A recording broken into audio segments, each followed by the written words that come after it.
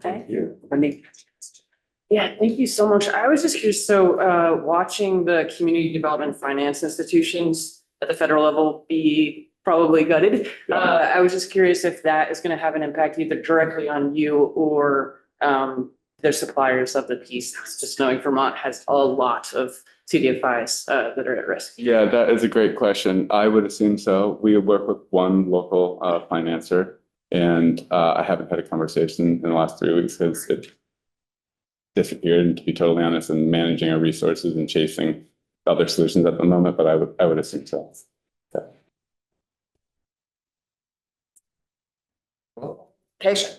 Well, I'll just say, I'm not ignoring you. I'm just texting the treasurer because I think this is a really worthwhile idea. Obviously, we have Vita and Veggie and existing programs that we can look at, but we have struggled to get them to extend and become creative and and maybe it's a financing issue or a staffing issue, but this is the moment that we need those kinds of institutions. Totally agree. Thank you. Yes, Emma?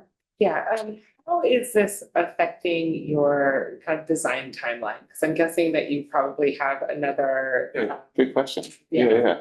To be honest, I've just stopped working on that stuff. Okay.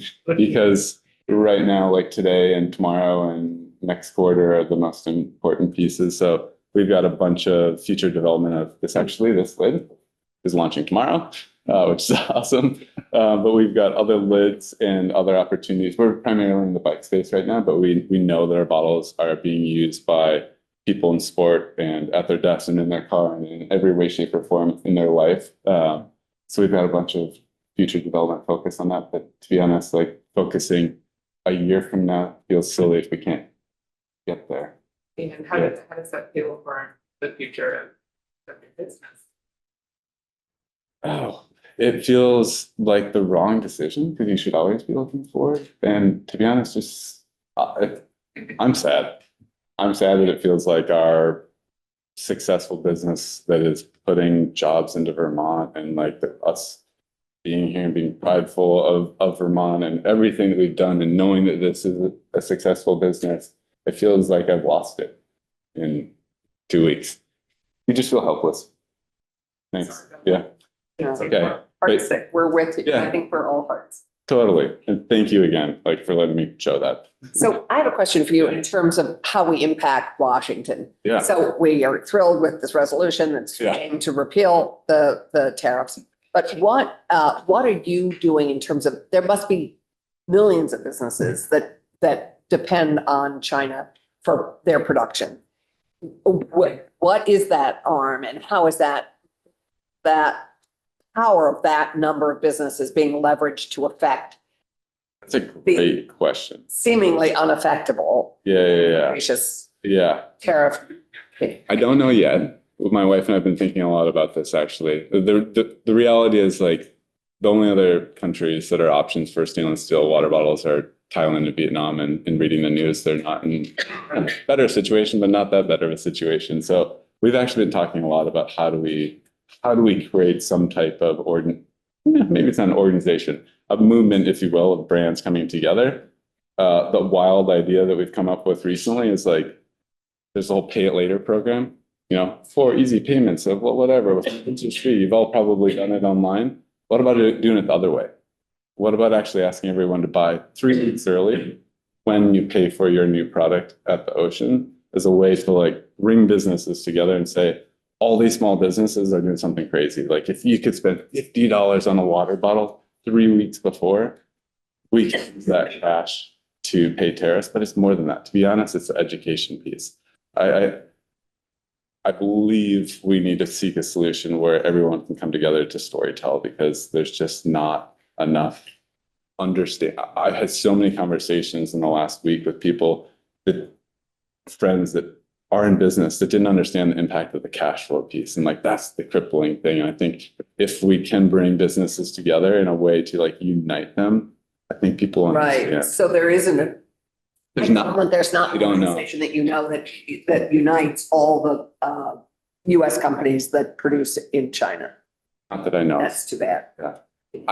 If There could be, and I don't know. I think something that a few people have said today is navigating resources and devoting time to these things is really hard. So I'm sure I'm missing things. So I think that's an awesome opportunity for all of us too, is just like the outreach to the small businesses in Vermont with solutions and making sure that like it is front and center and being blasted where we can research and who we can talk to, because there are tons of experts out there.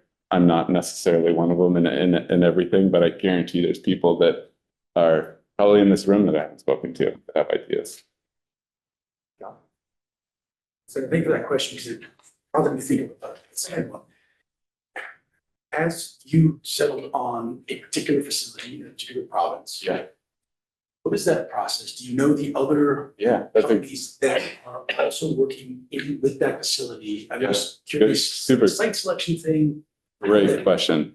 So like I said, my wife and I ran a footwear design development agency. Literally our job was finding factories around the world. So when we decided to do Bivo on our own, we vetted 9 factories, visited 9 factories, and went to every single one of them. We have an auditing form. We go through like social compliance, like how they're taking care of their goods, what are the recycling measures. We selected the world's largest water bottle factory.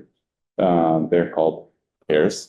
And they work with Yeti, they work with Stanley, they work with Clean Canteen, they work with Awala. So those 4 brands probably represent the largest market share possible in the US. So we scrutinized. We actually looked. This is a really cool stat. Having manufactured in the US too, we looked in the US. We couldn't find anywhere. We found one person that said, maybe I can do this. I don't mean to be disrespectful, but I don't think they could because of the 20 pieces of machinery that they didn't have. They quoted us $50 for the bottle. To put that in perspective, to sell at the industry standard retail margins, to work with somebody like OGE and to work with a direct to consumer margin, that would put us at a $200 price point. Jeez. So I don't think any of us are going to spend $200 on a water bottle. So unfortunately, we focus where 95% of the world makes it. My curiosity was simply whether Yeah, there's a concentration of massive. entities that are in the spot, and if you're aware of the other, it seems like you are aware of the Yeah. other entities that have contracts in that particular facility, Totally. but it isn't the case that there is some, is your personal visitation, very much that's how all businesses that select a site, Oh, yeah. they're all going over one at a time, making these, doing their due diligence. There's not an entity in between that facilitates that and might be a useful aggregator for us. Not that I know of. And we did it for a living for a decade, so we did it ourselves. Right. Yeah. Yeah, well, it goes back to the.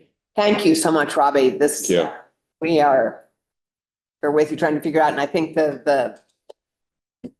some great suggestions for us to work on following it. So thank you very much. Thank you. Appreciate it. everyone. We're always amazed at small businesses that we have in Vermont that we don't even know about. Yeah. So thank you for coming. I hope everybody that's listening will buy your water bottle and keep it in Vermont, right? And we appreciate you coming, and we'll try to do whatever we can to assist. Thank you. And welcome to Vermont, a little turtle. Thank you. It's great to have you. Thank you. We're going to pivot to Kevin Moyer, who's